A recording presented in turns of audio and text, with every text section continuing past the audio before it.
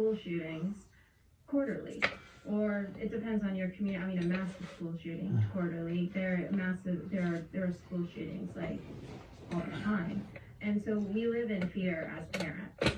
And I can't tell you, once I moved to the UK, that like weight just was gone. And walking away from the school, knowing that my children were safe, I can't even put it into words.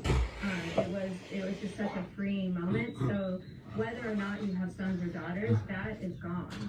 But because I have more of a responsibility for them to be in a country where they have rights.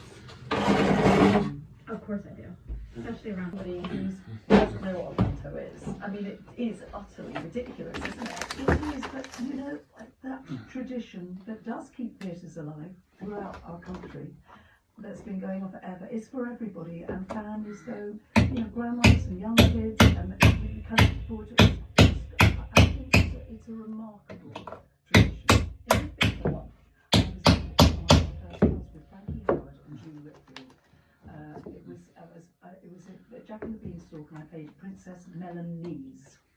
Do you remember what it was like? I was talking about it in the green room. That Frankie Howard, he was an amazing and I had a line on stage, and I came up. I used to get quite a good laugh for it.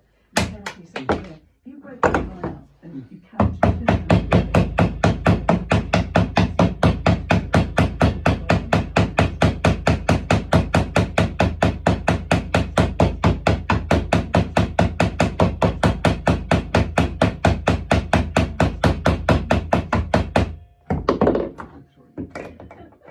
Lovely.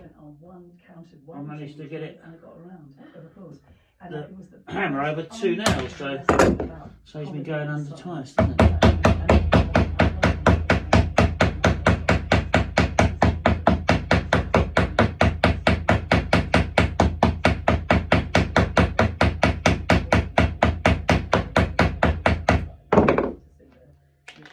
Is that one now?